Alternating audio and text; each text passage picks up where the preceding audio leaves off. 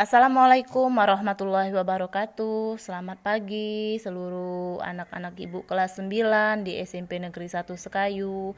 Apa kabarnya? Dan semoga kalian masih tetap semangat ya belajar walaupun dalam kondisi yang kita seperti ini. Baik, hari ini di pagi ini ibu akan melanjutkan mata pelajaran kita yang dari minggu kemarin tentang sistem reproduksi pada manusia. Minggu kemarin kita sudah mempelajari pembelahan mitosis dengan pembelahan meiosis ya. Jangan lupa itu diingat dan dibuka lagi bukunya. Nah, untuk sekarang ibu akan menjelaskan kepada kalian tentang organ reproduksi laki-laki dan perempuan ya. Oh ya, sebelumnya nanti pada akhir video ini ada tugas untuk kalian. Nah, tugas itu kalian kerjakan dan kalau sudah selesai untuk anak kelas 91, 92 dan 93 kalian kirim ke Ibu Cia. Sedangkan 94, 95 dan 96 itu 97 itu ke Ibu sendiri ya. Nah, baiklah, di sini Ibu akan mendeskripsikan organ reproduksi pada pria ya. Nanti Ibu akan jelaskan dan tentang spermatogenesis, terus mendeskripsikan organ reproduksi pada wanita, menjelaskan tentang oogenesis, menjelaskan siklus menstruasi, menjelaskan tentang fertilisasi dan kehamilan. Nah, sebelum itu kita belajar ya. Sebelum kita memulai belajar ada baiknya kita membaca doa sesuai dengan agama dan kepercayaannya masing-masing. Bismillahirrohmanirrohim. Ya, baiklah. Di sini Ibu akan jelaskan definisi reproduksi. Reproduksi itu berasal dari kata re dan produksi. Nah, re itu artinya kembali, sedangkan produksi itu berarti menghasilkan. Nah, jadi didefinisikan di sini yaitu cara makhluk hidup untuk menghasilkan individu baru yang memiliki sifat yang sama dengan induknya. Nah, sifat yang sama ini maksudnya dari jenis ya. Misalnya manusia melahirkan manusia, hewan melahirkan hewan, seperti itu. Nah, untuk apa sih reproduksi itu? Apa gunanya reproduksi itu dalam kehidupan? Ya, untuk mempertahankan atau melestarikan jenisnya. Jadi kalau kita tidak melakukan reproduksi, maka kehidupan kita tidak akan bertahan ya, tidak akan lestari selamanya ya, akan punah itu. Nah, ini ada organ reproduksi pada pria dan wanita. Itu ya, kalau yang pria dia menghasilkan gamet jantan atau yang disebut dengan spermatozoa atau sperma ya, dibentuknya itu di testis. Sedangkan pada wanita dia menghasilkan sel telur atau ovum yang dibentuk di dalam ovarium. Oke, itu bedanya ya. Kalau pria dia menghasilkan sperma, kalau wanita dia menghasilkan sel telur. Nah, untuk itu kalian buka buku kalian halaman 8, di situ kalian bisa lihat organ reproduksi pada laki-laki. Ada gambarnya di situ ya, organ reproduksi pada pria ya atau laki-laki. Nah, organ reproduksi pada pria ini terdiri dari dua bagian, ada bagian dalam dan ada bagian luar ya. Nah, yang pertama di sini ada vas deferens ya. Yang nomor 1 itu keterangannya vas deferens. Yang nomor 2 ini fascicula seminalis. Yang ketiga ini adalah kelenjar prostat. Yang keempat ini adalah kelenjar Kupffer ya. Ini bagian dalam semua ya. Nah, sedangkan yang nomor 5 ini adalah penis. Ini gambar nomor 5 ya. Nomor 5 itu adalah penis, itu bagian luar. Ada lagi yang nomor 6 ini adalah skrotum. Skrotum ini pembungkus dari testis ya. Terus yang nomor 7 itu adalah epididymis, nomor 8 adalah testis, dan nomor 9 adalah gland penis atau kepala penis. Nah, itu kalau yang bagian luarnya berarti penis dengan itu termasuk skrotum, itu termasuk bagian luarnya, dan yang lainnya itu bagian dalam. Baik, sekarang Ibu akan jelaskan tentang proses alur perjalanan sperma. Proses alur perjalanan sperma itu dimulai di dalam testis ya. Ini testis. Testis itu bagian yang bentuknya bulat telur ya. yang tersimpan di dalam skrotum. Nah, dia di situ fungsinya memproduksi sperma dan hormon testosteron. Sudah diproduksi di dalam testis, kemudian dibawa ke epididymis dan ke melalui saluran vas deferens dan vasikula seminalis ini ya. Nah, di situ di vasikula seminalis itu bagiannya itu berbentuk seperti kantong kecil berukuran kurang lebih 5 cm. Dia terletak di belakang kantong kemih. Nah ya, fungsinya itu menghasilkan zat-zat yang diperlukan untuk perkembangan sperma. Jadi disitulah dia melakukan perkembangan sperma. Kemudian dilanjutkan ke nomor 3, ini adalah kelenjar prostat ya. Kelenjar prostat ini dia bentuknya seperti kue donat di situ nak ya, yang terletaknya di bawah kantong kemih. Di situ fungsinya dia menghasilkan cairan bersifat asam. Kemudian keempat masuk ke kelenjar kover dan akhirnya sperma tadi akan disalurkan melalui yang ini ya, ini namanya uretra ya. Uretra ini itu tempat keluarnya sperma ya.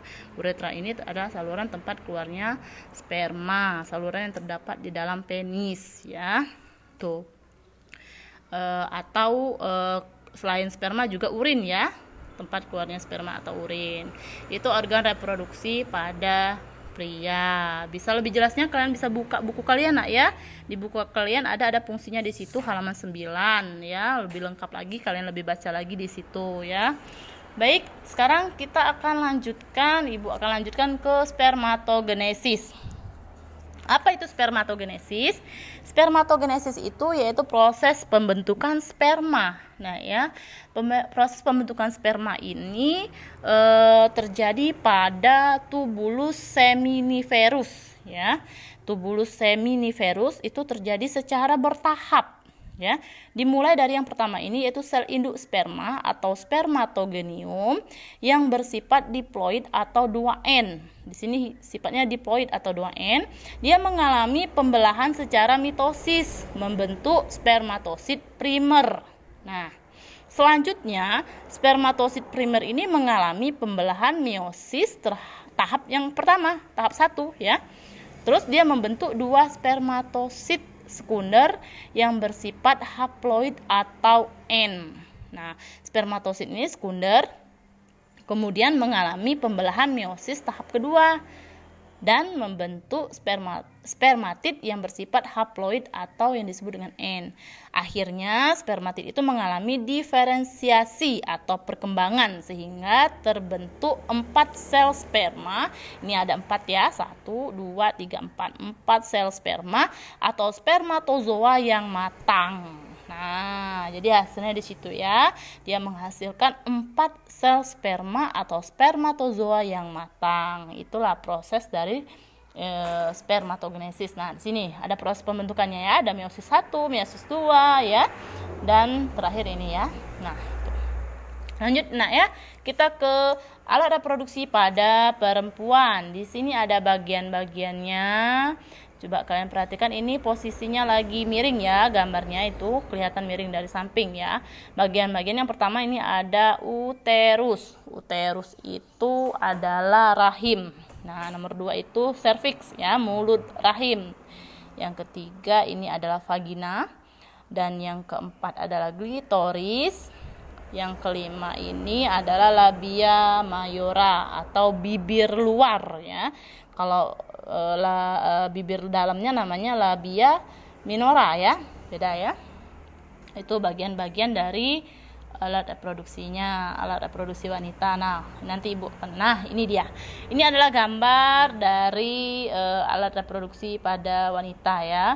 Ini namanya ada vagina. Vagina ini saluran yang menghubungkan lingkungan luar dan rahim atau saluran mengalirnya darah menstruasi ya, dan saluran keluarnya bayi itu. Nah, di sini ada tuba Fallopi. Nah, ya, ini tuba Fallopi dan ini adalah ovarium. Ini ovarium. Ovarium ini bentuknya seperti telur. Nah, ini ada yang terbuka, ini tertutup ya. Nah, ini sudah terbuka. Ini seperti telur berjumlah 2 buah, terletak di samping kanan dan kiri rahim atau yang disebut dengan uterus ya. Fungsinya di sini dia menghasilkan sel telur atau ovum. Nah, disinilah sel telur itu melakukan reproduksi ya. Di situ dia menghasilkan reproduksi. Nih, kemudian ada lagi di sini ya, bagian-bagian dari ovarium ini. Kalian bisa buka buku kalian, itu ada lagi penjelasannya nak ya, lebih jelas lagi kalian bisa baca di situ. Pada saat wanita yang sudah dewasa itu dia sudah bisa menghasilkan sel telur. Nah ya, pada waktu dia sudah menstruasi, nah sel telur itu keluar dan menempel pada tuba Fallopi. Ini tuba Fallopi itu ini nak ya nak. Nah, bagian-bagian ini nih ya, itu saluran tuba Fallopi. Nah, ini tuba Fallopinya ya. Nah, ini tuba Fallopi di situ. Ya, saluran ini panjang ya, kurang lebih 10 cm yang menghubungkan ovarium dengan rahim. Disinilah bertemunya antara sperma dengan sel telur ya. Jadi sel telurnya itu menunggu di sini di tuba Fallopi. Nanti kalau sudah ada pembuahan, masuklah sperma di situ, maka akan terjadilah fertilisasi. Nanti kalau sudah terjadi akan dibawalah ke rahim, nempel di situ. Itu bagian-bagiannya ya dari reproduksi pada perempuan. Nah, ini rahim. Uterus atau rahim ini merupakan organ yang dimiliki dinding yang tebal.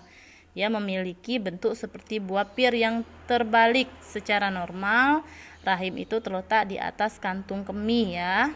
Ya, fungsinya itu untuk perkembangbiakan janin. Pada saat seseorang perempuan tidak hamil, maka rahim itu biasanya memiliki ukuran 5 cm. Kalau pada seorang yang perempuan yang sudah hamil, rahim itu dia mampu mengembang hingga 30 cm ukurannya, menyesuaikan dengan perkembangan bayi. Nah, ini dinding rahim atau endometrium ya, ini vagina. Itu vagina itu merupakan saluran yang menghubungkan lingkungan luar dengan rahim. Di sini vagina ini tersusun atas otot-otot elastis, dilapisi selaput membran yang disebut dengan selaput darah atau himen. Oke, ini ya, ini adalah bagiannya organ reproduksi wanita, tampak dari depan dan dari samping. Oke, lebih jelasnya kata ibu tadi kalian buka buku ya. Baik, sekarang ibu akan jelaskan lagi, lanjut ke proses pembentukan ovum atau oogenesis ya. Nah, proses pembentukan ovum atau oogenesis kalian bisa lihat gambarnya ya. Kalau kurang jelas di sini bisa boleh ada buku di halaman 20. Pada gambar itu kamu dapat melihat bahwa di dalam ovarium itu terdapat folikel yang berukuran kecil dengan calon bakal sel telur di dalamnya, atau yang disebut dengan folikel primordial ya. Nah, folikel dan bakal sel telur tersebut berkembang semakin besar menjadi folikel primer, kemudian berkembang menjadi folikel sekunder, dan akhirnya menjadi folikel matang. Selama folikel berkembang, sel primordial itu akan membelah secara mitosis membentuk oogonium atau sel induk telur yang bersifat diploid atau 2N. Nah, di sini ada oogonium ya, melakukan pembelahan secara mitosis. Biasanya kalau yang bagian atas itu dia terjadi pada waktu anak perempuan yang masih dalam kandungan, dan akhirnya nanti itu ada, nah ini ada menghasilkan oosit sekunder ya, dan terjadilah meiosis 2. Ini ada lagi pembelahan mitosis ini berbentuk oosit ya, oosit primer yang bersifat diploid. Oosit primer itu kemudian mengalami pembelahan meiosis tahap pertama, membentuk satu oosit sekunder dan satu polosit atau N. Polosit ini kemudian mengalami pembelahan meiosis tahap kedua dan menghasilkan 2 polosit lagi. Oosit sekunder selanjutnya juga mengalami pembelahan meiosis tahap kedua lagi, membentuk satu ootit atau polosit ya, ootit atau polosit. Ootit itu kemudian mengalami diferensi, membentuk ovum, dan pada akhir peristiwa oogenesis dari sel induk itu atau sel telur itu akan dihasilkan satu sel telur lagi. Nah, itu. Ya, lanjut sekarang kita ke menstruasi atau haid. Menstruasi itu terjadi pada wanita. Nah, ya, pada wanita. Ovumnya tidak dibuahi, dinding rahimnya telah menebal dan penuh dengan pembuluh darah akan rusak dan luruh atau runtuh. Bersama-sama dengan ovum, jaringan tersebut dikeluarkan melalui vagina. Nah, untuk yang menstruasi ini itu tidak semua wanita ya dapat menstruasi ya. Yang kalau anak-anak dia belum menstruasi ya, karena dia belum dewasa, itu termasuk. Terus ada lagi yang tidak menstruasi itu contohnya pada lansia ya, yang menopause, yang usianya sudah lanjut, itu tidak menstruasi. Kemudian wanita hamil juga dia tidak menstruasi ya. Jadi kalau pada perempuan yang sudah dewasa, dia akan mengalami menstruasi ya. Pada wanita dewasa itu kan ada ciri-cirinya di situ, ada pinggul membesar ya, payudara membesar, tumbuhnya rahmut. Itu ciri-ciri dari kalau dia sudah dewasa. Kalau sudah dewasa nanti kalau yang perempuan yang sudah menstruasi, dia bisa menghasilkan sel telur. Nah, untuk di bukunya itu ada ya nak ya, di buku kalian itu halaman 22, boleh buka, itu siklus menstruasi. Nanti ada gambarnya di situ. Siklus menstruasi ini kalau yang berlangsung yang secara normal siklusnya itu selama 28 hari ya. Tapi ada juga yang mengalami siklusnya pendek atau siklus yang panjang. Ada yang pendek itu berlangsung selama kurang lebih 18 hari. Kalau yang lebih panjang itu berlangsungnya kurang lebih 40 hari. 40 hari baru mens, seperti itu ya. Terus yang pendek tadi 18 hari mens lagi, seperti itu ya. Kemudian 28 hari itu yang normalnya ya. Kalau dihitung dari per hari pertama menstruasi, kemudian 28 hari yang berikutnya mens lagi. Nah, seperti itu nah ya. Nah, di sini ada siklus menstruasi. Di sini ada fase yang pertama menstruasi 1 ya. Kemudian fase sebelum ovulasi. Ada lagi yang ketiga, ini fase sesudah ovulasi. Nah, Bu akan jelaskan fase yang pertama, yaitu fase menstruasi ya. Ini yang pertama adalah fase menstruasi. Perhatikan di sini. Fase menstruasi, pada fase ini ada hormon di situ, hormon FSH. Ya. Itu memicu perkembangnya folikel dalam ovarium. Ya. Hormon FSH itu adalah hormon yang dihasilkan oleh kelenjar pituitari atau hipofisis. Nah, kelenjar tersebut terletak di otak bagian depan. Pada fase ini, dinding rahim luruh ya, dan seorang perempuan mengalami menstruasi. Nah, disinilah pada saat menstruasi itu ya. Pada proses perkembangan folikel, ada beberapa folikel yang berkembang, namun hanya ada satu folikel yang dapat terus berkembang tiap bulannya. Pada awal perkembangannya, folikel menghasilkan hormon estrogen ya.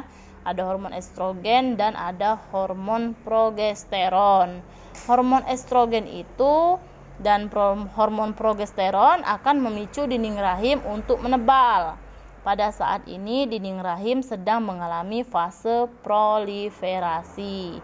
Tujuannya dari menebalnya dinding rahim adalah untuk mempersiapkan tempat melekatnya embrio apabila sel telur dibuahi oleh sperma. Ada lagi fungsi lain dari hormon estrogen itu adalah memicu kembali kelenjar pituitari untuk menghasilkan hormon FSH dan LH. Nah, hormon LH terus diproduksi dan meningkat secara mendadak. Peningkatan hormon LH ini akan memicu pengeluaran sel telur dari folikel yang telah matang. Nah, proses inilah yang disebut dengan ovulasi, ya. Nah, yang ini ya. Nah, terus kita lanjut ke fase ketiga. Fase ketiga adalah fase yang disebut dengan fase sekretori, ya. Fase sekretori. Itu folikel yang telah melepaskan sel telur akan berubah menjadi korpus luteum. Sel telur yang telah diovulasikan akan ditangkap oleh Fibriae dan akan bergerak menuju tuba Fallopi. Jika pada saat itu sel telur tidak dibuahi oleh sperma atau tidak terjadi fertilisasi, maka akan dikirimkan sinyal tertentu pada korpus luteum, ya, untuk tidak memproduksi hormon estrogen dan progesteron lagi. Dengan demikian, fase ini jumlah hormon estrogen dan progesteronnya pada perempuan menjadi rendah. Rendahnya hormon estrogen dan progesteron itu menyebabkan jaringan penyusun dinding rahim rusak dan pembuluh darah yang ada pada dinding rahim pecah, ya, sehingga perempuan akan mengalami yang namanya menstruasi itu. Nah, ya, ini gambarnya. Kalian bisa lihat lagi di buku kalian ada siklus yang dialami pada dinding rahim. Gambarnya untuk lebih jelas lagi, kalau tidak kelihatan dari yang Ibu berikan ini, kalian bisa lihat di buku kalian lebih jelas lagi ini gambarnya. Itu untuk siklus menstruasi. Jadi menstruasi ini dia terjadi hanya pada perempuan, nah ya, pada perempuan. Dan perempuannya tadi kata ibu, ya. Nah, lanjut kita fertilisasi. Fertilisasi yaitu proses peleburan antara satu sel sperma dengan satu sel telur atau ovum yang sudah matang, ya. Yang sudah matang. Fertilisasi berarti sudah bertemunya antara sel sperma dengan sel ovum, ya, yang sudah matang. Terus terjadilah fertilisasi. Jadi nanti fertilisasi itu bisa membentuk zigot di situ. Nah, zigot, ada zigot kan? Zigot yang terbentuk setelah terjadi fertilisasi akan melakukan pembelahan. Selanjutnya berkembang menjadi embrio yang akan menuju ke rahim. Kemudian tertanam atau implantasi ke dalam endometrium yang Ibu jelaskan tadi, ya. Pada kondisi ini seseorang perempuan mengalami kehamilan, ya. Nah, itu pada itu, ya. Nah, embrio itu berkembang dalam kandungan sehingga menjadi bayi yang siap lahir selama 9 bulan 10 hari atau sekitar 37 minggu. Perkembangan embrio pada kandungan dapat dibagi menjadi beberapa periode. Nah, ini ada periode-periodenya. Yang pertama, ya, periode pakai trimester pertama, ya. Contohnya di ini. Ini periode terbentuknya hampir semua organ tubuh di sini. Janin sangat rentan terhadap radiasi, obat atau alkohol. Oleh karena itu ibu hamil harus memiliki nutrisi yang baik dan menjauhi kebiasaan buruk, ya. Ada lagi yang terakhir ini adalah pada saat dia sudah mengalami perkembangan dari bulan ke bulan, ya, dan akhirnya bayinya tadi atau janin tadi mau dilahirkan, ya. Itu ada trimester pertama, trimester kedua, dan ada trimester ketiga. Untuk lebih jelasnya lagi ibu suruh kalian buka buku kalian di halaman 26, di situ ada. Nah, jadi itu, ya, yang bisa ibu sampaikan untuk penjelasan hari ini. Ini ada kesimpulannya. Kesimpulannya di sini, organ reproduksi pria itu terdiri dari testis, skrotum, ya, vas deferens, epididymis, vesicula seminalis, kelenjar prostat, dan penis. Terus spermatogenesis itu proses pembentukan sperma. Organ reproduksi wanita itu terdiri dari ovarium, tuba Fallopi, uterus, dan vagina. Terus lagi oogenesis adalah proses pembentukan sel telur atau ovum. Terus ada 3 macam fase di situ, ya. Siklus menstruasi ada fase menstruasi, fase foliferasi, fase sekretori, ya. Terus fertilisasi adalah proses peleburan antara satu sel sperma dengan satu sel telur atau ovum yang sudah matang menjadi zigot. Yang terakhir, kehamilan itu terjadi jika zigot berkembang menjadi embrio dan tertanam dalam endometrium. Nah, itu adalah kesimpulannya. Nanti di akhir video ini ada tugas. Tugas kalian nanti ada di situ yang Ibu sebutkan tadi, Nak, ya. Kalau yang untuk kelas 91, 92 dan 93 itu tugasnya kirim ke Ibu Cia. Kalau untuk 94, 95 dan 96, 97 itu nanti tugasnya kirim ke Ibu sendiri ya, Ibu Pera. Nah, di sini ada soal ya di sini, tapi bukan yang ini. Ini nanti tugasnya yang terakhir. Nah, ini tugasnya ya, Nak, ya. Tugas kalian bacalah buku siswa halaman 8 sampai halaman 34. Dan yang terakhir, kerjakanlah kegiatan ayo kita selesaikan pada halaman 30. Ya, paham? Silakan kerjakan tugasnya. Ibu akhiri. Wassalamualaikum warahmatullahi wabarakatuh.